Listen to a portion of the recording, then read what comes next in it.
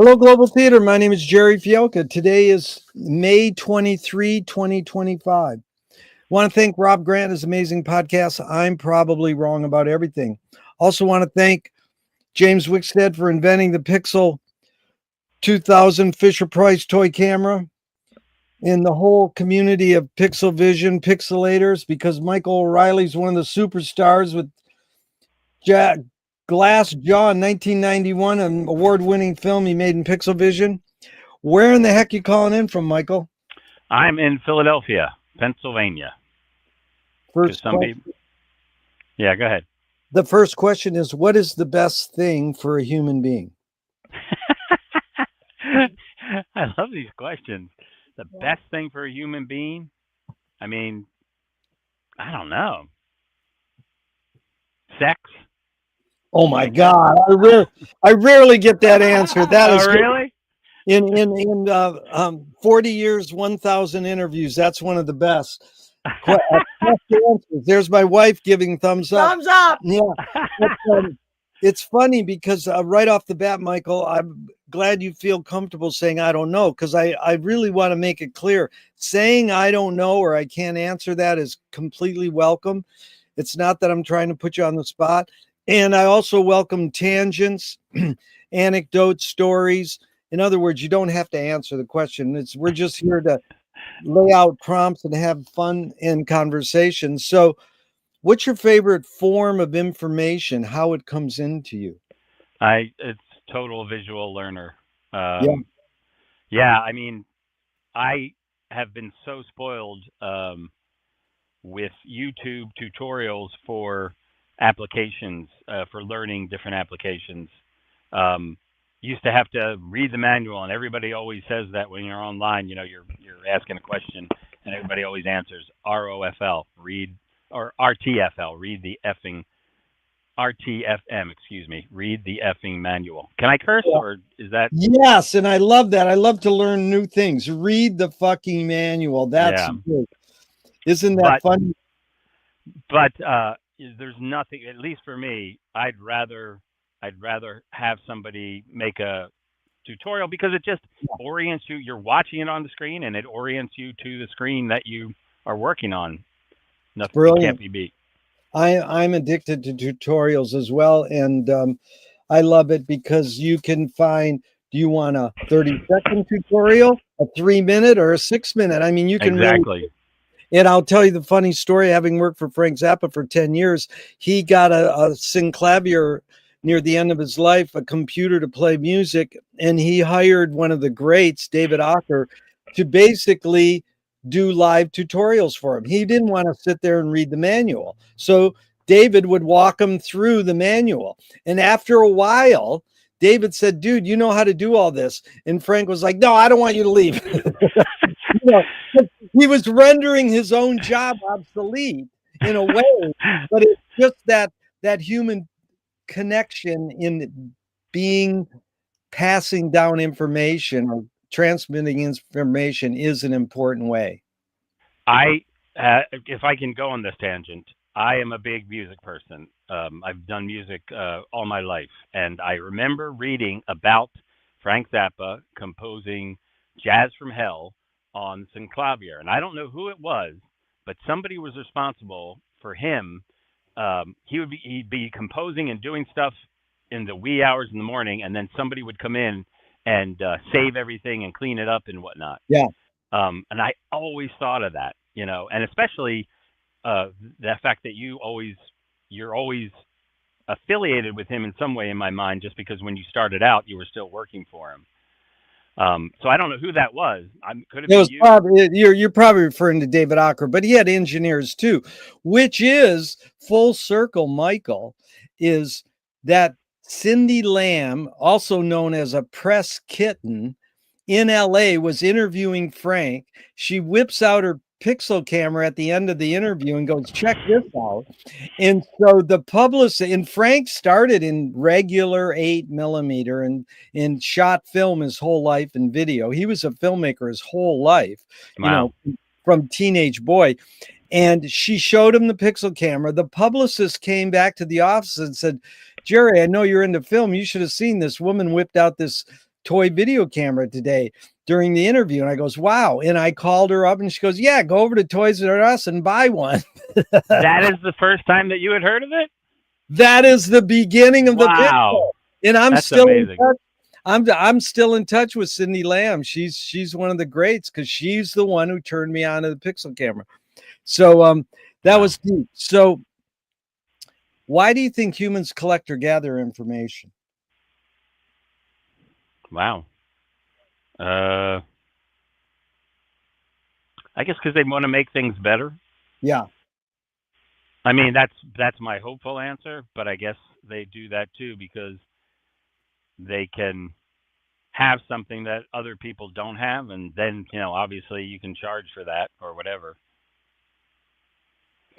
No, I making the world a better place is something that I think is so important to actually verbalize. So I appreciate you saying that. And do you think this need or want to collect information is more innate or more invented? I think it's innate. Yeah. I mean, Yeah. it's like I want to know. I want to know stuff. I want to know the names of trees and birds and stuff if I'm walking outside in the forest. And somebody gives that to the birds and trees as well. So, Yes, indeed. Do thoughts create emotions? do thoughts create emotions? Yes, definitely. Yeah. Yeah. Fill in the blank. I don't know what I think until I.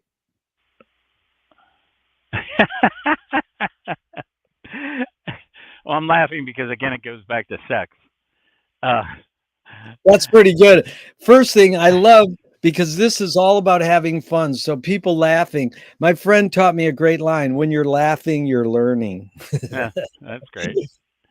Uh, yeah, sometimes I don't know how I feel about, like, say when I was dating, I didn't know how I felt about somebody until I got aroused when I heard their name or they said something that was kind of intimate.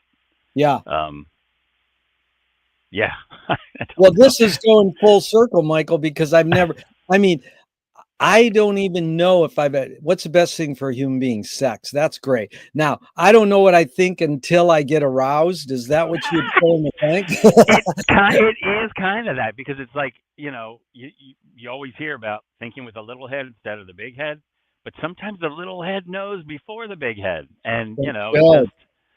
it tells you. It totally tells you. There's nothing wrong with that answer. It's really inspiring because can humans think without language? Wow, these are really great questions. How? I mean, I'm sorry. I'm starting to ask you questions because I'm used to being the interviewer rather than being interviewed. Um, I think they can, but language makes it a little more efficient in terms of thinking. Uh, Yeah. yeah.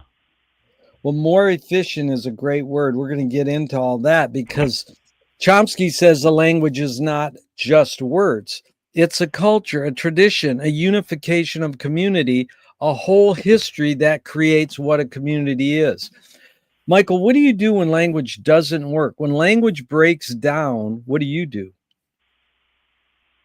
Pick up a guitar. Oh my God, I love that. That's the healing force. Well, we'll get into music. Your observations of humans in general, are we more feeling beings or more thinking beings? I mean, I side with the feeling being side, so to speak. I side with that side just because that's the way I relate to people. Sometimes I feel like I'm really in touch with humans and humanity, and then other times I see something I'm like, why are people doing that? Yeah. So I mean, the human condition with feelings and empathy and all that kind of stuff, I'm good with, but yeah, so I would say more feeling than anything. It's very interesting because most people answer, I think we're more feeling. So right there is Right. the irony, because we invented the words feeling and thinking. So we think we can separate them. But Bridget Bardot says, when I make love, I don't think. I'm like, good luck. How do you turn your brain off? And people who meditate, they go, okay, now think about not thinking. And so there's a bumper sticker on a car on my street and it says, don't believe everything you think. And I'm like, well, you could say, don't believe everything you feel. That's true. That's totally true. Yeah. You started to talk about something, and it made me think of money. Yeah. Um, and can I just diverge for a second? I'm totally into tangents, divergence. Right. Yes. Because I tell this to my students because, like, it was about 40 years ago I met John Cage. He came to this small um, public Pennsylvania public university in Indiana, Pennsylvania, where I went, called Indiana University of Pennsylvania. It's very confused. 13 syllables of confusion right there because you're not sure if it's Sounds. Indiana or Pennsylvania or what. But he came for whatever reason. I don't know how he came, and I talked to him because I knew about him beforehand. And I said, "How did you do it?" How? I mean, because he's like this experimental musician, composer. He did that whole 4 4 4, 4 minutes and 44 seconds of silence. Um, and you don't make any money doing that kind of thing. And this is before I realized that people have trust funds or they have some kind of other means of making money. I just thought you made money by what you did. But he said something uh, that sticks with me to this day. He's like, you just have to decide whether you want to make money. He didn't say do anything else. He just like, if you want to make money, that's great. You just have to decide if you do. Yeah. Um, and I guess I feel like I'm thinking of that all the time, just because, well, I don't have a lot of money, but also I'm kind of I'm happy that I never had the impetus to pursue that. I think. Really good, Michael. Yeah, the song John composed was 433, and Oh, the flipped out thing is about 10 years ago it charted on the English pop charts. Now, was he getting any residuals? Who knows? But he had a good life. He was his partner Merce Cunningham and him lived in the art world with. They had, when Netflix first started, like whatever, 15, 20, 30 years ago, there was 8 John Cage documentaries. really? I was like, 8. I mean, I know his personal cameraman, and it was amazing. He is so important, and people just sort of discount him, like, that's just a fluke. He made this thing, but he was very articulate, and it's funny because I'm going to go into this, but I have to insert it here. That's like Paul Schrader, who wrote Taxi Driver, director, film director, and screenwriter, said the role of the artist is to attempt to sell out but fail. Now, that sounds funny, Michael, but in essence, and most people who are artists go, ah ha ha, they do. But in a way, it can be interpreted another way. It's like, oh, my art is so pure that when I tried to sell out, I didn't sell out. So I must be a pure artist. So I mean, there's many ways to attempt that, because there's Right. nothing wrong with making money, No. Yeah. making art. It's just that art has been commodified and ruined because of being commodified. But it's our job to let's like actually Craig Baldwin nailed it. I says cinema as an art form has been swindled by capitalism. And he said, yeah, and it's our job to swindle it back. Which is like, there's nothing wrong with that. No, I agree. I mean, it would be nice to be able to make money on stuff Yeah. one does, but yeah, And that's some people do. They get away with it. So all the power to them. right. So these are 2 questions from Alan Turing in the 50s. One, is thinking a function of the soul? Wow, that's really something. I don't know. I can't really answer that. That's all right. Now, the second Turing question is, can machines think? Yeah, that's really interesting stuff you're getting into. And I don't know if they can think, but right now, and this is something I did want to bring up as well. Right now with AI and everything, it's amazing what what it can do. I'm not one of those people that say, "Oh no, AI is going to ruin everything." It's funny because a lot of people think of AI and they think corporate, which I'm sure corporate, entities want to use AI to save money or cut out the creatives, but nobody. I haven't really heard anybody talk about the fact that uh, somebody like yourself or myself or any one person can access this AI, this power of AI, and start creating things that nobody else has seen. I've had things in my head for 40 years that I think I might be able to get out with the help of AI. And now I don't know if that means that I'm going to be able to produce something that immediately is the way I want it, but at least it'll be really close, and I might be able to show it to somebody, and they might be able to help me with, I don't know, money or time or resources to actually realize the thing. No, Um, it's really well put, Michael, because someone said AI's in its infant stage and it's our job to raise it well. Of course, I write articles for a local underground newspaper, and the guy who puts the photographs in often does them all with AI. And I'm hmm, like, wow, that's great. And some of them I don't like, or some of them I love, but I just love the fact that he has that opportunity. The last issue, he put no AI photos in. So it's like, wow, it's just another tool. It's like, what are you going to use? The pixel camera or the digital camera, or 16 millimeter or 35 millimeter? But I know why people are freaking out. And again, it's the money thing's a huge issue. So do you more pursue happiness or more pursue meaning? uh, happiness, because I don't know. I don't really know what I don't know what people mean when they say meaning. In some ways, Yeah. it's like I there's so many things that I want to do. I don't know if they have meaning. I don't know if they have worth. It's just I think they do because I want to do them, but it could be people see them and think that's trash. That's worthless or whatever. I don't know. Well, I got the question from Viktor Frankl's book, Man's Search for Meaning. He says happiness doesn't tend to last, meaning tends to last. Huh. What's your thought on that? I think for me at least, because I'm not anti theoretical, but I do not have the capacity in my head for that, for theoretical things or for trying to ascribe meaning to something. I think that's somebody else's job. I mean, if my stuff survives long enough, um, and somebody else can ascribe meaning to it, that's great. But I that's that's not the goal for me. The goal for me Yeah, is just being able to do it, and then really somebody else can figure out. Really good. We're going to get into that. That's beautiful.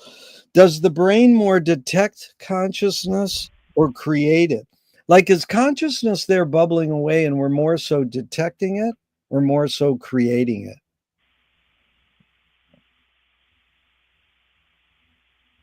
I don't know. I think we're creating it. Yeah. That would be my gut answer. Good. What's faster, speed of light or speed of thought? Speed of light. I'm a really slow thinker. Yeah. Well, you're doing great, man. We're having fun. So, this is a poet. Audre Lorde, the poet, said, "You can't dismantle the master's house using the master's tools." Her colleague Yvonne Rainer said, "Oh, you can if you expose the tools." What new tool do you suggest? Well, there's the AI thing that we talked about, but there's this other thing. I don't know if you can see it playing in the background there, Yeah. but there's this. I did a short film which is accessible on my um, I believe it's on my website. My website is just a link tree because I don't have any money to have any hosting stuff. But I went in my backyard and I just shot a bunch of pictures, and then I brought it into free software, and I created a what they call a Gaussian splat. I don't know if you've heard of these things, but basically it's like the computer is taking all of the pictures and it's trying to figure out where they overlap and trying to create a 3D image of all of these pictures. And there's a lot of I think there's a lot of like machine learning in there when it's figuring it out.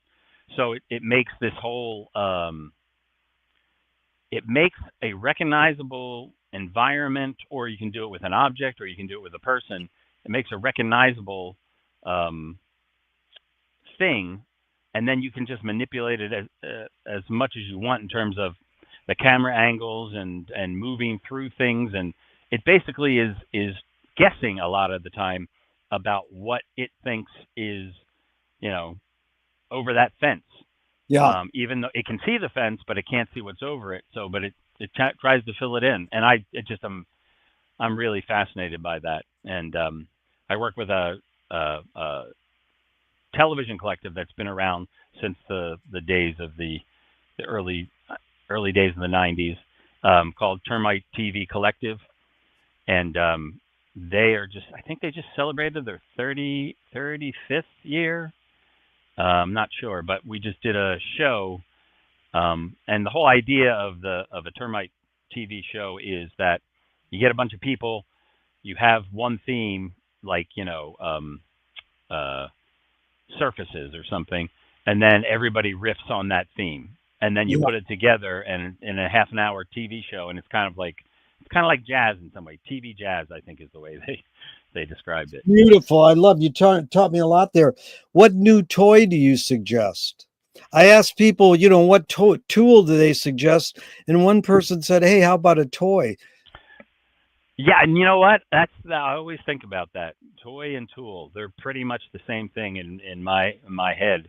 Um, I just got a hexaphonic pickup, which they've been around for a while, but this is the most reasonably priced one. So you can take each string and you can bring it into your computer and you can process each string. So each string, if you're probably familiar with this. If you have distortion on your guitar, typically it's just distortion on all the strings. Yeah. Now you can have different distortion on each string, and there's just a real sweetness that comes across. It's kind of like when you've undoubtedly heard Brian May playing in Queen when Yeah. he overdubs his guitar parts, and Yeah. it sounds really it sounds like melodic distortion. But you can play this kind of thing live, um, and it really adds to the experience of I distortion love or any talk. kind of effect. Yeah. I love talking guitarist. That's beautiful. And you illustrated it well by bringing up Brian's sound. What do you worry about when you go to bed at night? My kids, just that they're safe in their beds and they're safe in the world, and then my wife and then myself, I guess, Yeah. just that we're all safe. McLuhan learned from the poet Ezra Pound that artists are the antenna of the race.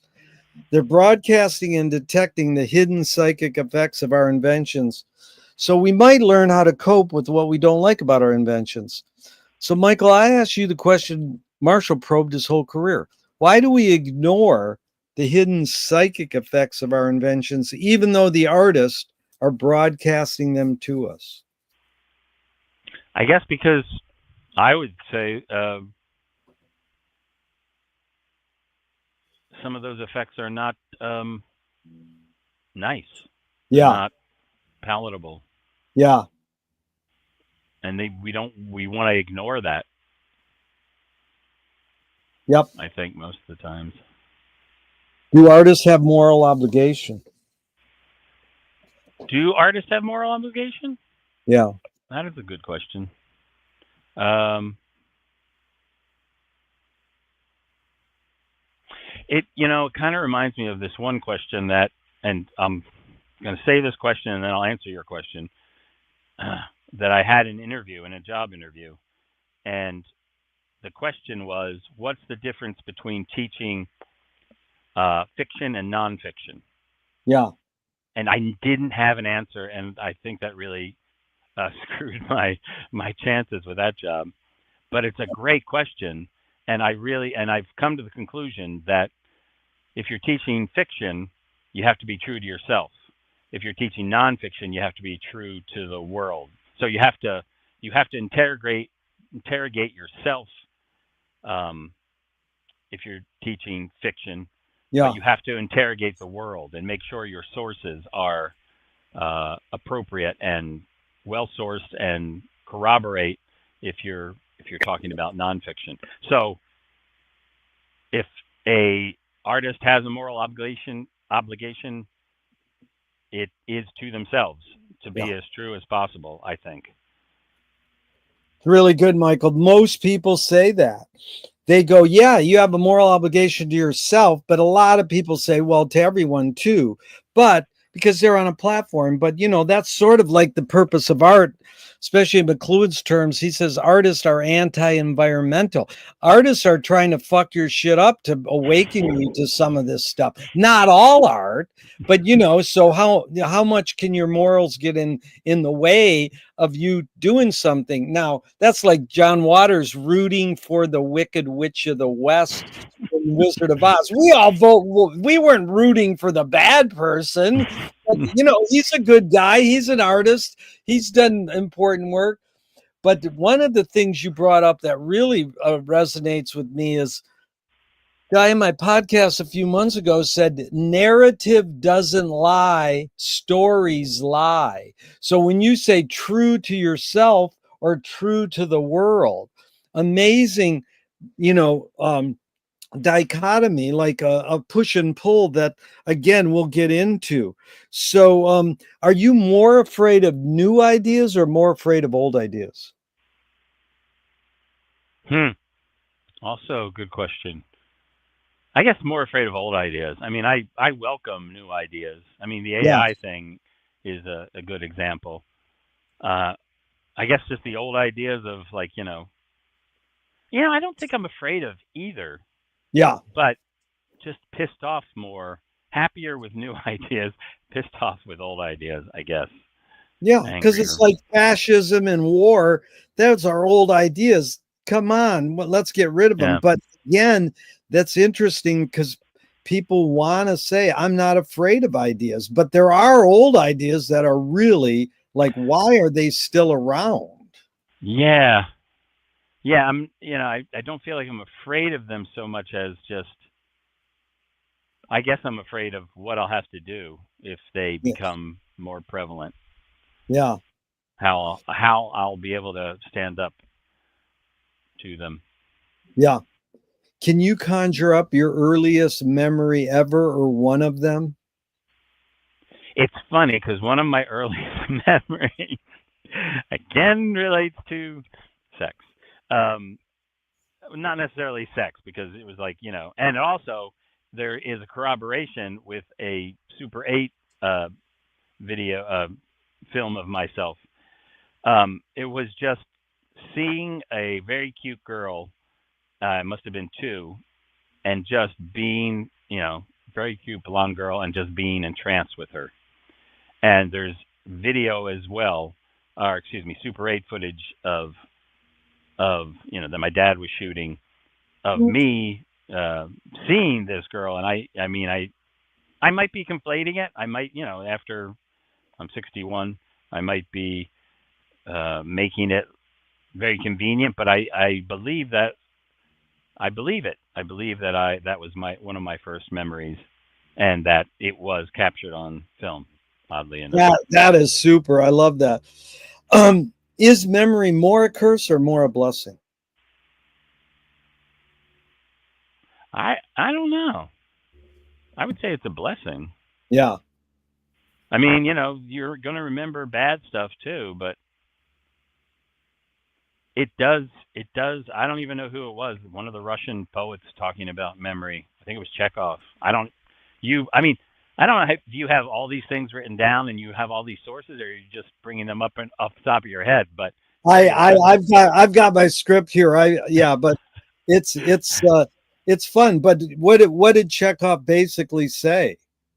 Something about memory that it's not remembering something is not. I don't even know, but it's it's basically like you don't know it's important until you remember it. I don't something like that. I'm Right. sorry, that's No, don't be sorry, because the beauty is we can Google it later, and yeah. I can go to Chekhov wiki quote, and I can just type in Chekhov memory quote, so it really opens up a floodgate of learning for me. So I appreciate it. So Michael, tell me someone within your immediate family who had an impact on you, kind of like a role model, and what specifically was that impact? That's a really good question too, because nobody in my family really does what I do, and they kind of all think it's kind of that's nice in some ways, but um, well, I mean, there's Mandy is not my wife really, but we've been together so long, we have kids together. So I say, I call her my wife. Yeah. Um, but she's had a great impact. But I think if I go way back, it would have to be my mom, just because one time she was singing along to a song and she didn't follow the song. She went up a fifth or an octave or some kind of thing. And it really, it sounds so simple, but it really opened my eyes. I was like, you can do that? Wow. Like you can chart your own course within the song and it still makes sense and sounds good and it's actually better. That's amazing. I want to do that. Of course, I didn't know this at the time. I didn't articulate it at the time. So I wasn't able to share it with her then. And I don't think I've shared it with her since. So you're making me uh want to go and share that with her. So I think I'll Well, do that's that. beautiful. She can watch this as soon as we're done. It's on YouTube forever. But it's really good because but let's go back, because you mentioned your mom, and she taught you to chart your own course. That is so articulate and concise. What's one main thing you got from Mandy that you could say? Because you mentioned her first. What's one sort of, how's she affected you in some specific way?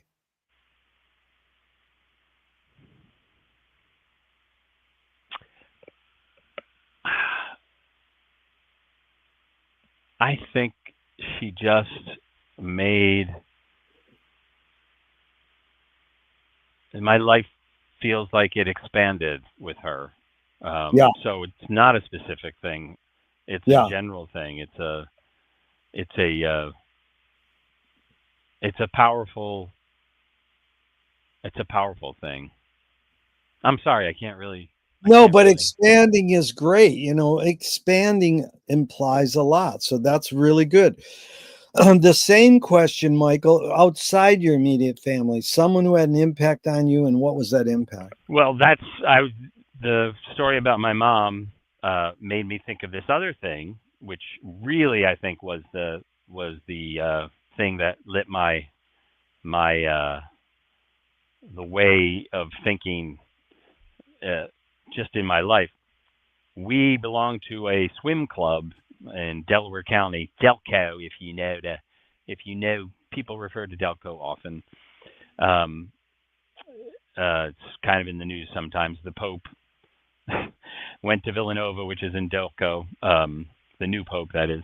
Anyway, we belong to a swim club, and you got a little badge on your swim trunks, your swimsuit. That meant you could go in the deep water, and you had to do a little test. You had to swim from one side of the pool to the other. And I remember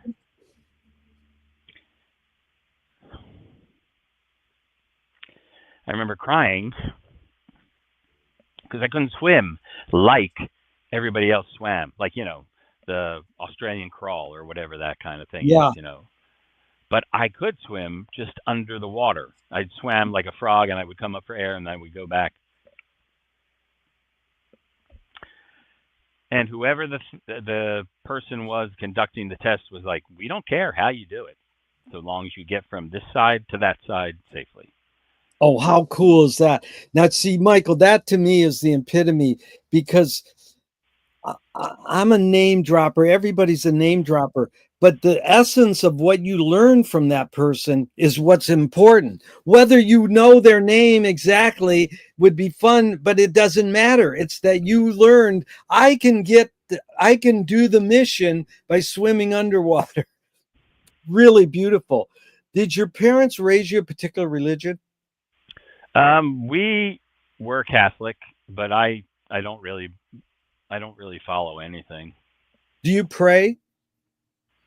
Sometimes, just to, I don't know, maybe the universe, but not often. If God exists, what would you like God to say to you after you die?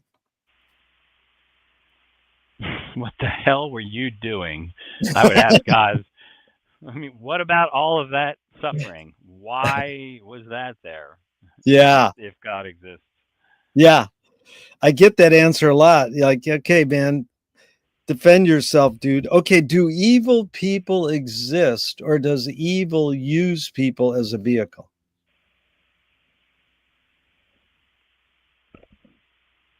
I mean, you always think of Hitler when you think of evil people. So I do think, and Pol Pot and other people that Yeah. committed real atrocities and genocide.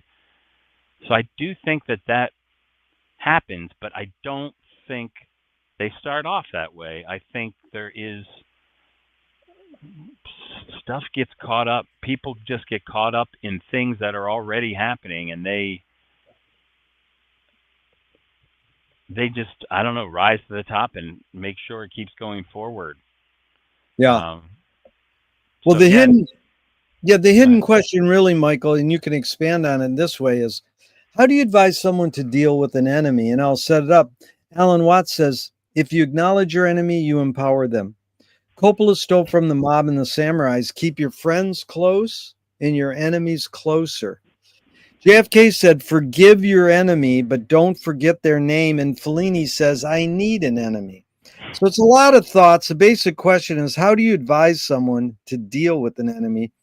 But first, how would you respond to Alan Watts? If you acknowledge your enemy, you empower them. Yeah, I agree with that. But I'm going to push back on the whole concept. Like my daughter is 7, and she came home and she said her enemy at school, and you just think that she's getting that language from like cartoons and things like that. Yeah. I don't really think in those terms. I don't really. I So I agree. If you acknowledge your enemy, it empowers them. But if you acknowledge the idea of an enemy, that that's that's the more empowering thing. And I can't say that I would ever in my life have an enemy. I have never had one, and I don't think I ever will. I don't think that I don't know if it exists anymore in terms of. I don't know. The enemy question is really good one. Yeah, but we're going to go into it in a second deeper, just what you said, because I agree with you. And Duchamp nailed it. He said, there's no solution because there's no problem. So as soon as you name your enemy, and the word name is the word enemy, name. So a skateboarding philosopher and dentist taught me that one. But this is Nassim Taleb said, games were created to give non-heroes the illusion of winning. In real life, we don't know who wins or loses, but we can tell who a hero is. Gregory Bateson says, hey, if the criminal gets caught, does he go, whoa, my criminal skills weren't up to snuff that day? Or does he go, oh, I did something morally and socially wrong? So again, it's a lot of prompts. The basic question is, does punishment work? No, I don't think it does, especially thinking about the 7-year-old and the 5-year-old and trying to keep them in line. Yeah, what you said something. What was the thing you said at the very beginning of this past thing? Games were created to give Exactly. non-heroes the Yeah. illusion of winning. Yeah. Yeah. And that's the other thing too. I don't really think in terms of enemies, and I don't really think of winning and losing. So yeah, I don't really. And then maybe that's why this. Just spent a week with my family in Outer Banks, North Carolina, and the idea of playing games often comes up, and I just am not a game player. I don't Yeah. think I can hold the appropriate rules in my head, but also I don't really care about winning and losing. It's like if you can play a game where you're not doing that, that's more appealing to me. So yeah, enemies I don't think about, and yeah, I think the quote about heroes. Games are invented so that non-heroes can be heroes. Is that what it was? Yeah, well, yeah, it's really an astute observation, and it's not really applicable, but it's basically games were created to give non-heroes the illusion of winning. In real life, we don't know who really wins or loses, but we can tell who a hero is. Hmm. So that's, again, I think you being an artist, that's what it is. You don't like, oh, I'm going to win or lose in art. It's more about the process, like you said, of doing it. That's Hmm. what's important, making it, doing Right. it. So that goes perfectly into James Joyce being the first projectionist in Dublin 100 years ago and basically checking out. He said, this is stupid. Why should I go inside a building and see a movie of a tree when I can go outside and see a real tree? The years later, Faulkner said sometimes the best fiction is more true than journalism. Why do we have to recreate things in order to get them? Why do we have to go to a theatrical play of people acting out life? Why don't we just live life? That's also a great question. I don't know. Joyce was the first projectionist in Dublin. Well, he had a theater called Volta Cinema, and it's disputable. So I should say allegedly checked out. The business didn't work out, but supposedly in my Joyce studies, someone said, yeah, he checked out because, and in essence, really what Joyce is doing is the same thing. He's recreating life in book form. Whether you create it in book form or film form or painting form, you're still recreating life in a way, you know, it's sort of the question really is, why do we have art? Or yeah, Well, I mean the idea what it just made me think of, um, and you can kind of see in the in the background there's an eyeball and an ear and everything. One of these old timey 100-year-old depictions of eyeballs, but sometimes drawings and art are more illustrative of the human body or something than just looking at the human body, because somebody's interpreting it. It's like if you cut into somebody and look at the guts, it just yeah, all looks the same. It's all like red and goopy and yeah, whatever. But if you see these illustrations, you can say, "Oh, that is a thing, and that is another organ," and it kind of breaks it down for you. And I remember I did a piece um, for the art show about. Um, we have a Mutter Museum here in Philadelphia where it's a lot of medical oddities and deformities and things like that. And one of the things is a skeleton where the muscle is turning to bone. Um, and that condition, I forget what it's called, but it still exists today. And we were doing a thing on an artist who was drawing some of these musculoskeletal situations that happen um, with this disease.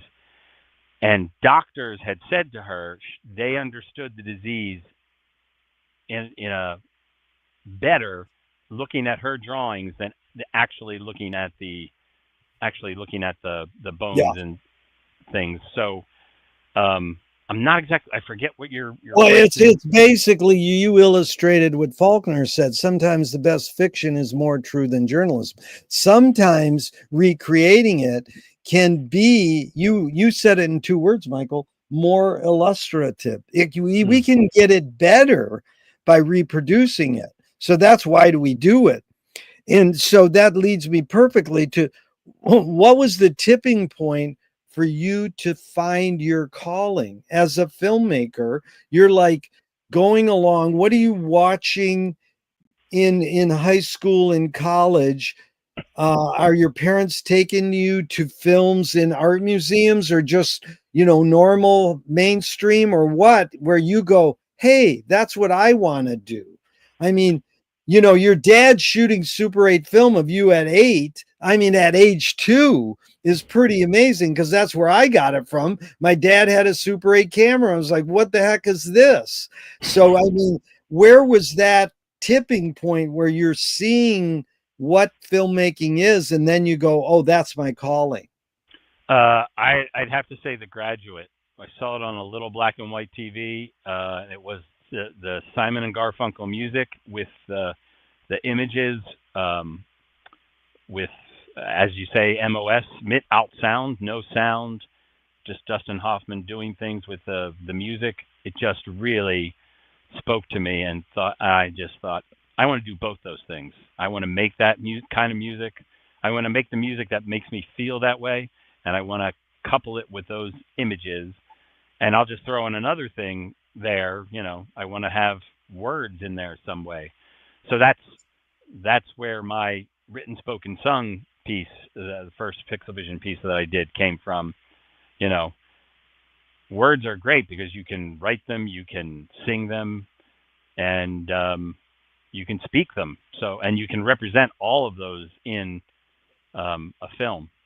So, But you're picking up the pixel camera to make this film in 1990. Are you studying filmmaking at all in high school? Is there someone sort of guiding you along, or how did you get into it? Because you did your dad say, hey, play with my Super 8 camera, and then they bought you a pixel camera? Maybe walk us through that progression. no,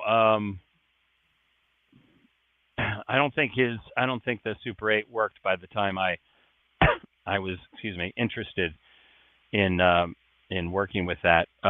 I went to school. I went to IUP, as I had mentioned, and got a bachelor's in communication. So I was always interested in trying to figure out how to get something on the screen. Um, so when I saw the Pixel Vision for sale at Kmart back in the day, I think, yeah, Toys R Us was there as well. Uh, I just thought, oh wow, that is a really interesting camera, and it was only like $100 or something. So I felt like I had to get it. So no, nobody really led me. It was just a more of a matter of kind of dumb luck, like, in terms of just finding a video camera, because there were thousands of dollars, and this one was only $100, and it had this great. This is the thing that I always noticed when I was a kid too. I always thought there was two kinds of film: the kind of film that they used for the soap operas and the evening news, and then other films. And it's all due to frame rate. And the Pixel Vision is 15 frames a second, whereas um, it's closer to the 24 frames a second of film. Whereas there's new information all the time on the screen every 60th of a second with video. So video had this plasticity that Pixel Vision didn't. It was closer to cinema. So those two things made me think I could probably do something with this. And then once you start fooling around with it and taking it apart, um, you realize, oh, this little lens thing can be unscrewed. Take that little rubber cement on the side, and you can actually focus it to macro or micro macro I in one of the pieces, Orion Climbs, I put $100 bill right up against the lens and shined light through it, and it still was making an image. Um, so I went off on a lot of tangents. I forget exactly what your original No, that question. was good. That's what I wanted. And so basically you made 3 pixel films: written, spoken, sung, Glass Jaw, and then Orion Climbs. Is that, or is there many more? No, they're the main three, and I actually have a little collection of 3 Pixel Vision pieces um, that I was, putting out on VHS. Um, but they were the main ones. As a compilation. Yeah, Yeah. No, and that was good.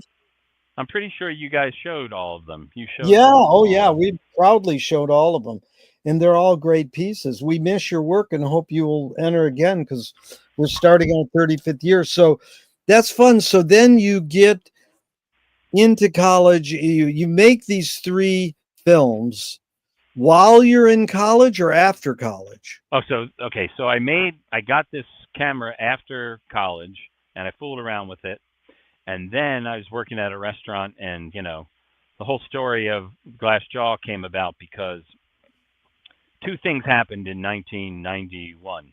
Um, I was riding my bike, and somebody ran into me, and I came to, and my jaw was broken, and so I started filming because the Pixelation camera was the only thing I had, and then um, my jaw healed, and then July 4th, 1991 party, um, somebody came in, and I didn't know him, and I was all drunk, and I was kind of shouting at them to get out, but they had a gun, and so they took it out and hit me on the head, thinking I was going to fall down, like they do in the movies, but it pushed a piece of skull into my brain, like down like that, and so the doctors had to go in and elevate that piece of skull. So I combined those 2 events, Yeah. um, and that's the basis of Glass Jaw. It's just like all of this, you know, Right. wired jaw and fractured skull and all this kind of stuff.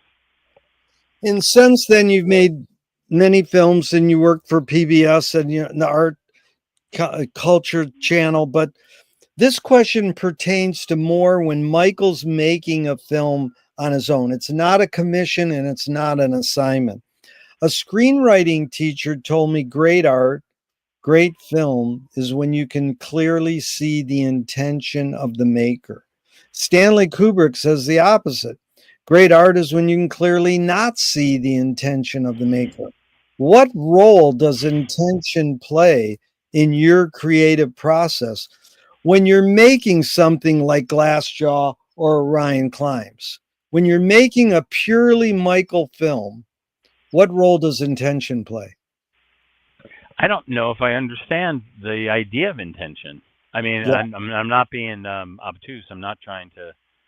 I just I think I'm more like Stanley Kubrick in the sense of yeah, you just want to do this thing. You have something you want to share, and you have the means to do it, yeah. and you just start to put them together, and then hopefully it coalesces in some way, and you can release it in some way, and that's But all I that's think. no, that's a lot, Michael, because it leads into Duchamp saying there's no art without an audience. How much are you thinking of your audience when you're making your film?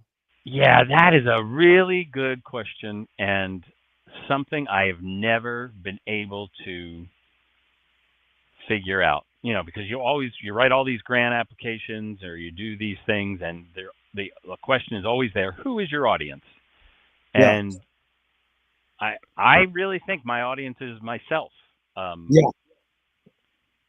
you have to be able to separate yourself from maker to and then be the audience and kind of listen to and see what's coming through. Kind of like you have to kind of watch it out of the corner of your eye or not necessarily be able to hear it all. And if it comes through with that, if something comes through, then you know that that's powerful. yeah. But I really have never understood that the audience thing. I always think it's either like a general audience or um, trying to make it so that my mom might understand it, not necessarily understand it or but appreciate it or something. I do think of the audience. I do think of people reacting to it, but that's that's not what I'm that's not why I'm making stuff. I I'm love I always love you. I love you bringing up your mom because one of my favorite lines is the bumper sticker, question authority, but not your mother. Because it's sort of like whether your mother loves or hates your film, if she sat through it and goes, "What is this?" At least you showed some attention. So the other thing, Michael, that McLuhan says that's interesting is that we extend our humanness through our inventions. So, like knife and fork extends our teeth, shutter and a camera extends our eyelid, and maybe even non-tangible, say religion or philosophy, extends consciousness. What does the moving image camera extend for you? Whether it's a digital camera or a pixel camera, what humanness does that camera extend for you? I yeah I all very good questions. I don't think they're. I think if I achieve the thing I want to achieve, like this melding of words, music, and images, um, it is a it is a it's an extraordinary state of being human. To be able to have all those things Yeah, come together is not usually in one's life, you yeah, know. So to be able to put that together and make it, um, I was going to say have meaning, but I don't really know what that means. But to make it have, just to make it powerful is really is that's more good. what I That's a think. good word. It's extension of power. That's good. That's it. Yeah, It's an extension of humanness through power. And that's a complicated word, but that's really good because Michael Apted, I spoke with him 40 years ago. I says, why do rock video editors feel so obliged to edit fast?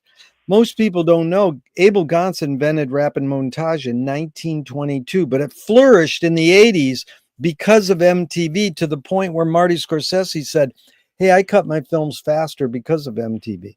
huh. So Michael Apted said, because we've learned to take in information faster. So I asked this question with a bias. Can we literally learn to take in information faster, or are we just brainwashed to believe we can? We can, and I will give you an example of how we can. I don't know if Yeah, you have ever used an Apple TV or have one, but the Apple TV comes with screensavers, and the screensavers are just flying over Yosemite, flying over uh, Grand Canyon, or going through the canyon, or going under the water, or whatever, and it's slow. And you're just fascinated to sit there and let this thing unfold for you. I mean, it's kind of like the Planet Earth series with David yeah, Attenborough. I yeah, know I get into a little hot water, especially with British people, because David Attenborough is a saint, and God bless him. He's almost 100. He should be lauded, but I just want to be able to watch the stuff. I don't need David Attenborough telling me what's happening. yeah, I just want to be able to watch this amazing footage and these yeah, amazing animals and the amazing world yeah, without it being intruded upon with yeah. his voice. No, I understand what you're saying exactly. That's Betty Davis once said, "I don't want the music composer to be walking up the steps with me. I want you guys to I show off my acting chops without the enhancement of music." Max Steiner. And it's like, yeah, well, it's we know that film can combine music, sound effects, dialogue, and it can be silent. And so that was a really good comment. What's your what's your guess or take, Michael? What was the motive of the cave artist? Stop time. Wow. That is heavy to stop. What's more important, conviction or compromise? Wow. Wow.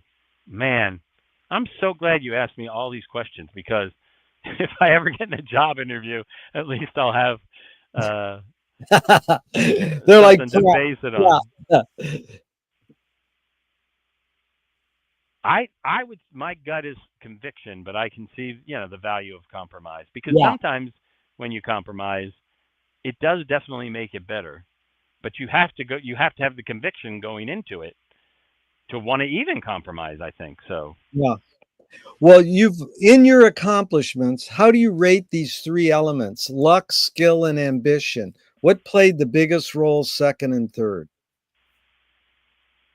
Uh, I guess luck and then skill and then ambition. I mean, I have ambition to do these crazy planetarium shows. Yeah, Like of the uh, resolution of the sphere and things like that. But um, luck would be the thing that would get me there. I think because yeah. it's not it's not for wanting in the skill department. T.S. Uh, Eliot said. T.S. Eliot said, "Poetry is outing your inner dialogue." What language is your inner dialogue in? I don't know. Emotions, I guess. Oh, emotions. That's good. Two of my film heroes say this. Their mantra is sort of like George Manupelli started the Ann Arbor Film Festival over 60 years ago. His is ignore yourself. Jonas Mekas says, there is no self expression. And Cecil Taylor, jazz pianist, says, I'm just a vehicle and this stuff just comes through me. Is art making more self expression or more you're a vehicle for whatever technologies, environments, and culture is dominant? It's a mix, I think, just Yeah. because sometimes things will happen, a confluence of words, music, and images, or just an image that you didn't expect to happen. So that is in a way, that is the thing coming through you. You just have to, but you do have to have a sense of self-expression in the sense of this has value, this is powerful. I need to just edit this a little bit, uh, but at this core, this thing that's coming through that's surprising me has all those things and makes it worthy of being saved. Yeah. It's really good. Can art making be egoless? I don't think so. Maybe. Uh, I don't know. Is Yeah, that's good. Is perception reality? No, no, and yes. I guess all these questions make me just kind of walk this line. Well, no, Some, that's some, important. A lot of these questions are, is it more this or more that? Of course, it's both and it depends. So you know, it's really just prompts to talk, because uh, Lily Tomlin says reality is just a collective hunch. So perception is one thing when we invent the word perception, and then we invent the word reality, and it's like, what's their relationship? you know yeah, yeah. I don't know. Lewis Carroll says, I believe as many as 6 impossible things before breakfast. Have you believed in anything impossible lately? Uh, what does he mean by impossible? What do you think? Michael, you win. You're inventing a new question. You're answering a question with a question. That's what this series is all about, inventing new questions. Well, no, I like what Sun Ra says. The impossible attracts me because everything possible has been done and the world didn't change. Yeah. Yeah. Yeah. No, your question initially was about the Yeah. impossible things. Have you believed in anything impossible lately? Yeah, I mean, I think that I have some ideas of projects that would have been impossible or virtually impossible when I thought them up years ago, but now don't seem as impossible. Well, that's Uh, perfect. You have ESP because that is the next question, Michael. Tell me one major element of your creativeness, your Michaelness that's changed, and one major element that stayed the same in the years you've been doing this. um, well, the whole I don't know if this is answering your question, but the whole idea of money. There has never been right now and seemingly continuing, there's never been a time where there are so many free tools to do things or very reasonably priced tools to do really amazing work. So Right, that has changed. When I first started, it was like crappy resolution things were so expensive. Um, right. so yeah, and that is something that I um, definitely want to express the whole democratization of media making. It's gotten so easy with phones, and then if you need to edit stuff, there's so many things that you can do. That has changed. It's not necessarily about me, but um, The it's tools made it. have changed. I'm Yeah, sorry. the tools have Yes, changed. yes, yes, yes. I mean, they're not. They yes, they have changed, and the fact that it's cheap to do Yeah, all these things is amazing. But I guess the thing that hasn't changed is just I don't think I ever doubt the power of this word oral, verbal, and visual confluence. There's yeah. just if I can get there at any point in terms of creating things, um, it's just it's just really what I want to do all the time.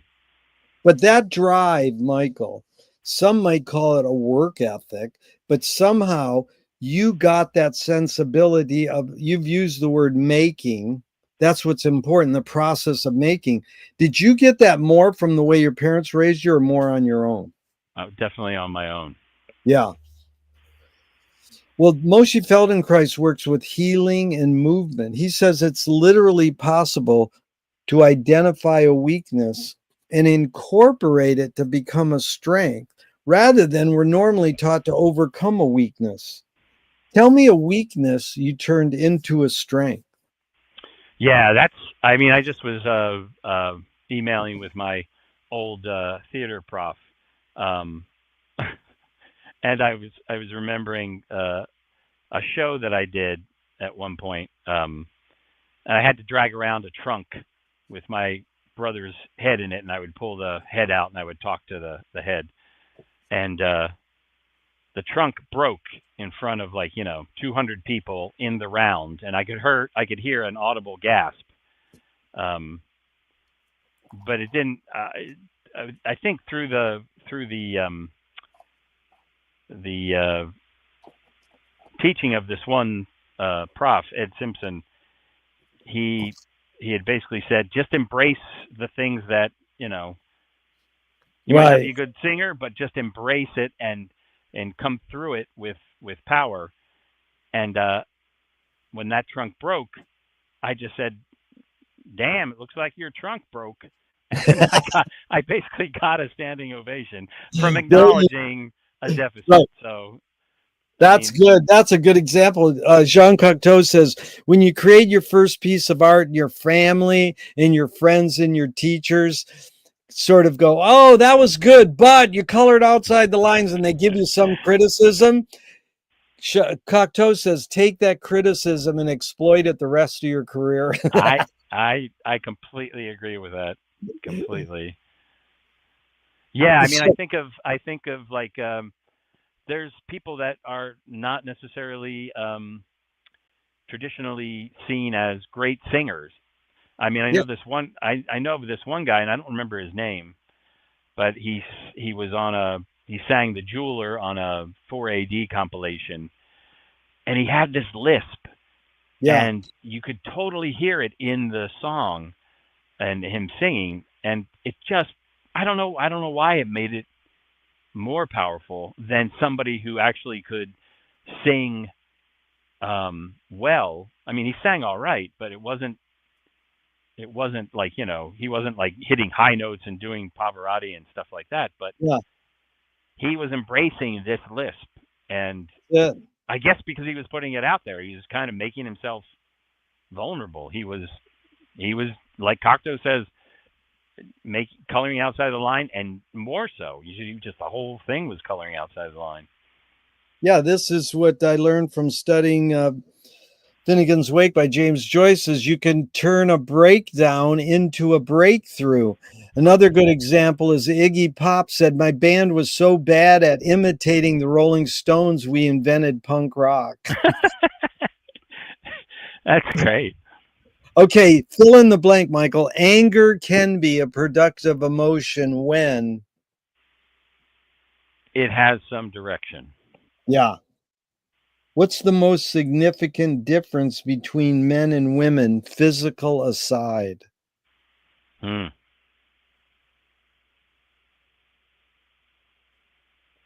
Patience. Oh, wow. That's my mom's favorite line is, "God give me patience and give it to me now." There's a line, Michael, that goes, "You create what you resist." Bob Goldthwait, the comedian, morphed it into, "You are what you hate." And Louis Buñuel nailed it. He said, "Thank God I'm an atheist." Any thoughts on this line? You create what you resist. Not you, Michael, but one creates what one resists. Any thoughts on that line? Yeah, I guess if you are I guess the a mirror of that maybe would be like I've heard people say, and I've done that as well. What you fear, go towards that. Go towards what Yes. you fear, and that will open stuff up for yourself in your practice or your life or whatever. Yeah. It's what you resist persist. It's pretty heavy. So these are 5 quick Alan Watts questions off the top of your head in just a couple words. Number 1, who started it all? I guess caveman and cave art. Oh, I like that. 2, are we going to make it? Yes. 3, where do we put it? Wherever you can. 4, who's cleaning it up?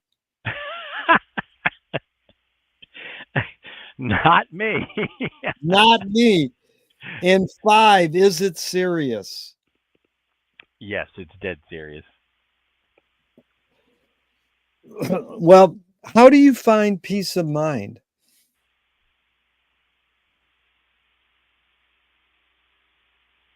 I don't know. Doing again, picking up the guitar, doing stuff Yeah, with music. I love it. Music is healing.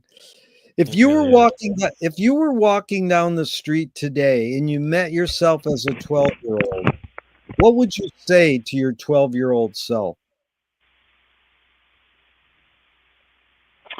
Aside from the typical invest in Apple kind of thing,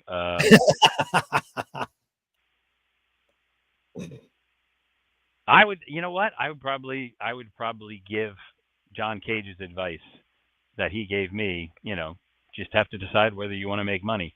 I would Yeah, give that to my 12-year-old self. yeah. Make money. That's heavy, dude. Okay, so we're getting there. Which way should toilet paper come off the roll? Over or under? Over. I'm glad, the patent has it going over, but 90% say over, but the people who say under have their reasons. Hmm. I'm glad you're laughing, Michael, because we're here to have fun. We got about 10 more minutes. So, if a publisher was to release your autobiography off the top of your head, what would the title be?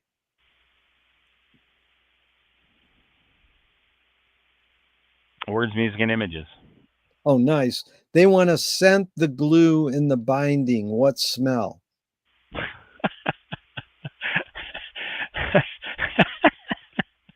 That's uh, chocolate. Oh, I love it. Dark or milk? Milk. All right. If a statue was built in your honor, where would you want it displayed and what would it be made of? I don't know if I'd want a statue. Uh, Myself. Uh, I don't know. I guess stone and maybe near my grave, wherever that is. Can you forget to die? Wow. No, unfortunately. I'm curious. We're studying archiving. At 1600s, the word etymologically means record preserved as evidence.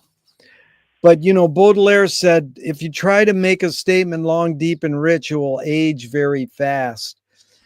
If you try to own the day you're talking, it will last forever. So it's sort of like be here now, or as David Lee Roth says, here today, gone later today. Isn't the point of life to live in the moment? Why do we have to save all this stuff? So the basic question is, do you have plans for your own archives? And do you think archiving is more innate or more invented? I think archiving is innate, and I'm just trying to figure out how to make sure something is left, um, and how to make that happen without a lot of fuss or money for the people that might appreciate it after I'm gone. Yeah. Yeah, because your collective, do they have some sort of space where they have a library of their members' archives? Yeah, that's a good question. I believe they do, but I'm not exactly sure. Yeah.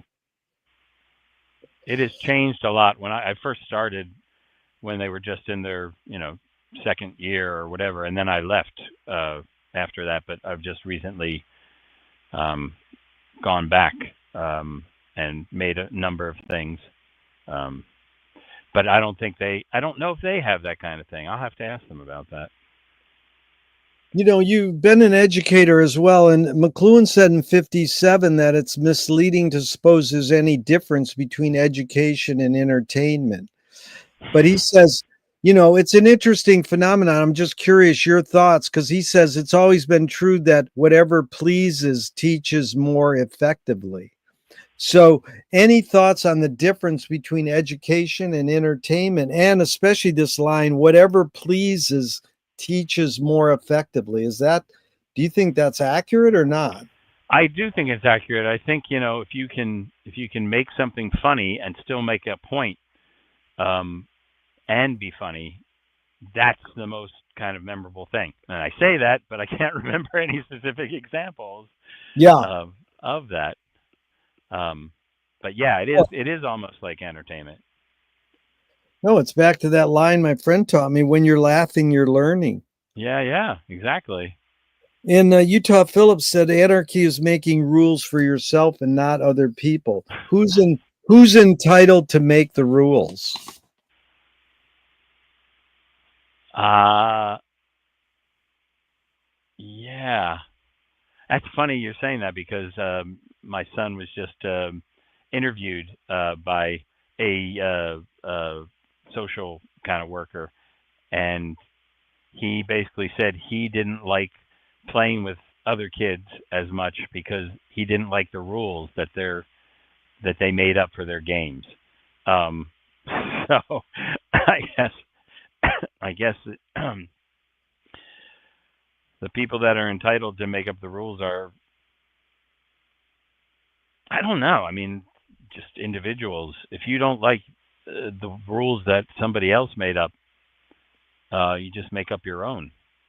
Everybody's entitled to do that, but I I don't think like that. Everybody is in town because the funny thing, the flip, Michael, is that the word freedom etymologically breaks down to the very thing that Utah said, giving oneself one's own laws. So Hmm. what does freedom mean to you now? Uh,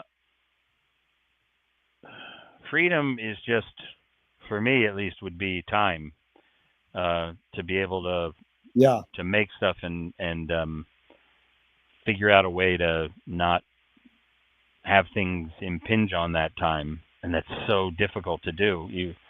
Um, but yeah, freedom means financial freedom in some ways. Yeah. Tell me something good you never had and you never want. What's that mean? What do you mean? Well, it's good. You never had it, but you never want it.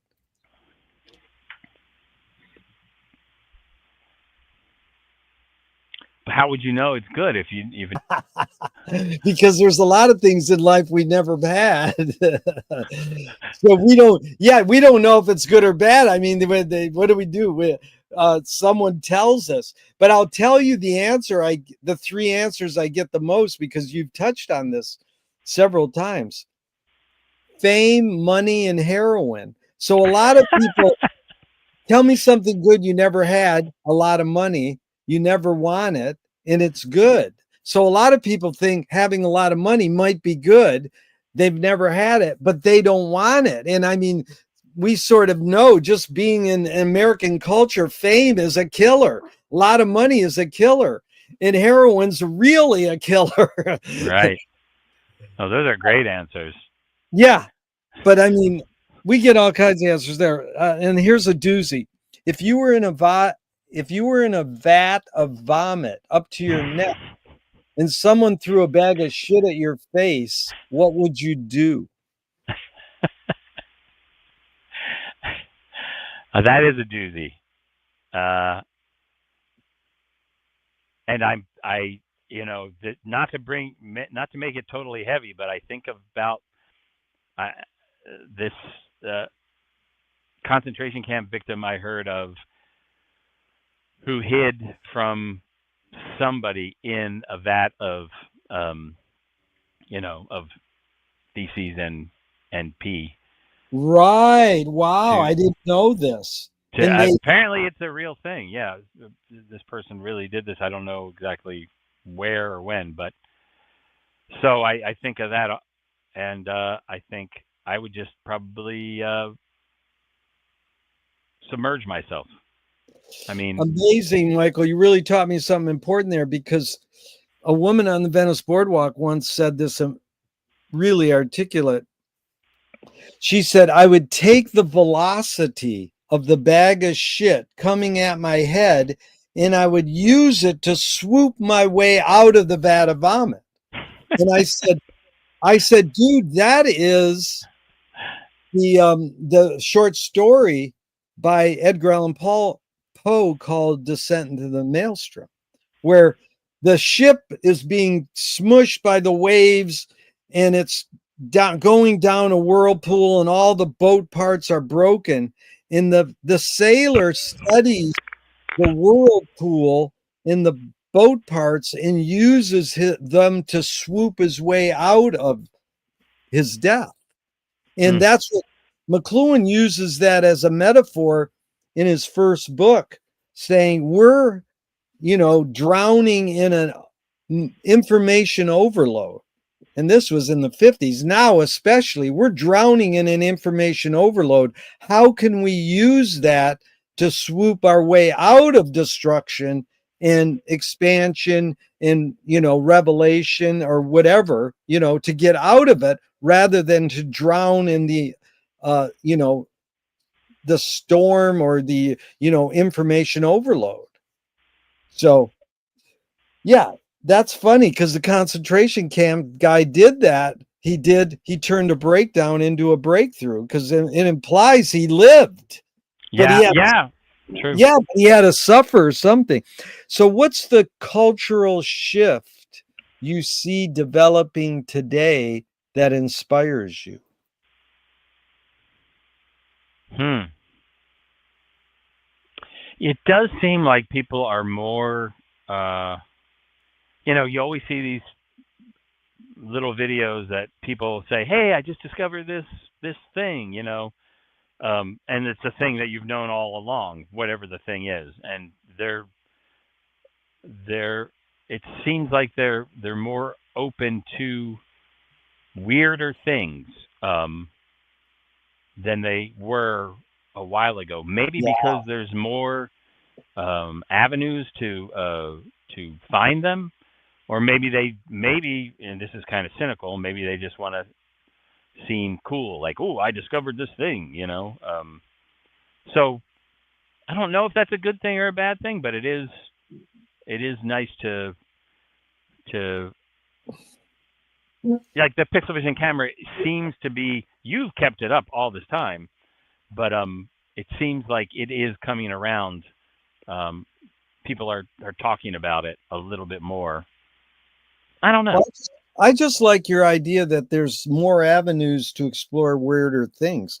That is completely, to me, what is a positive plus about the internet is that I can find, like, why is this being discussed? I mean, no one knew about the shags or the residents or weird music, and now you can find out amazing things, and it isn't, maybe it's homogenizing weirdness to a point, but in another way it's expanding. So what's a question that remains unresolved for you?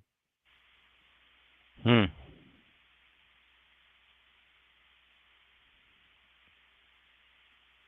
I I guess it goes back to money. Yeah, How to make money, yeah. how to make money and art, or how to need less money, how to get more time, money, time, and space. It's all related in some way. If you have a lot of time, you can save money. If you have a lot of space, you can save money. You Yeah. know, How has filmmaking, being a filmmaker, shaped your behavior? I think I listen better, and I think I watch more. Just you put yourself in a place where something is going on, and either it's people talking or people interacting or just a general kind of thing. I remember one time at a party, my one friend handed a drink to another friend like she was going to go someplace, and the other friend took the hand of the so person A was handing a drink to person B, and person B took the hand of person A holding the drink and put it on the table. It was like person A was thinking, "Oh, hold my drink," but person B was asserting herself and saying, "Put it on the table." And I told that to person B, and she thought she didn't remember doing that, but she appreciated that. Yeah, So being able to see those kinds of things and remember them. I yeah. mean, That's good. It's observational, and it's like what we can do is by observing, perceiving, understanding what's going around us. This is what McLuhan was all about, is the relationship of A and B and you as an observer of A and B's actions. And then, how does this relate to the big picture? This is like Thornton Wilder in 1928 saying, art is confession. Art is the secret told. But art is not only the desire to tell one's secret, it's the desire to tell it and hide it at the same time. Yeah, you've laid your cards on the table for 90 minutes. I'm not insinuating you haven't already answered this. What's it really all about for you? I think you really hit the nail there with uh, telling and holding and and sharing secrets. Yeah. Yeah, I think it's kind of about that.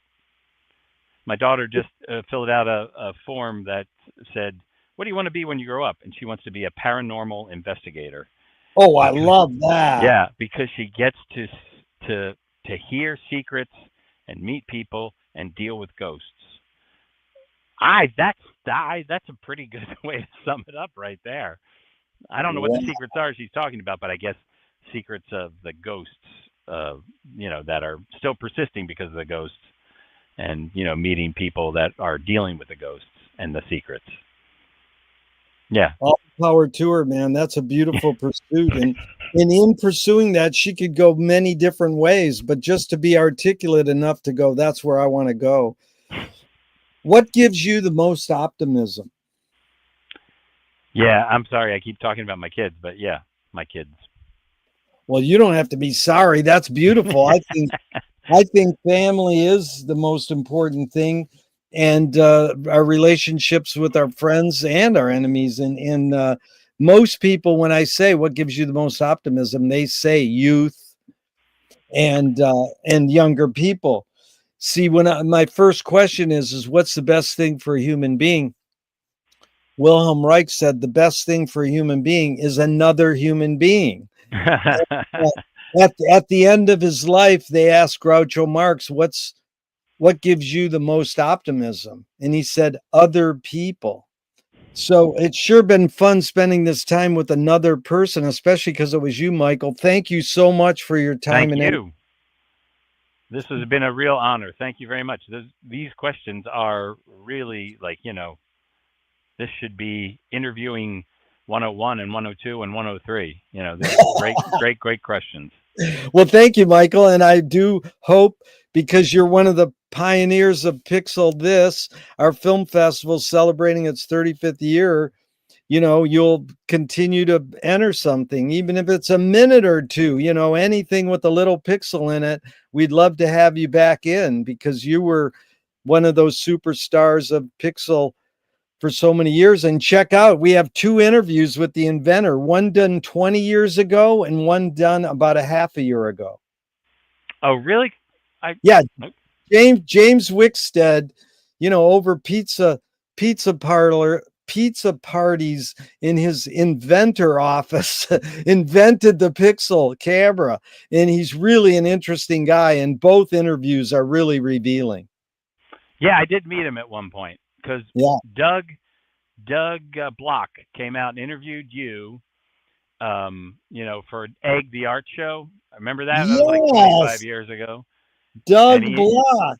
Are yeah, you and still in touch with him? I am. Yeah, I saw him in New York at one point a few years ago, and he interviewed me. He interviewed James Wickstead, and he very kindly let me go with him to that interview on James Wickstead, and so I got to meet him. I was really happy to be able to meet him.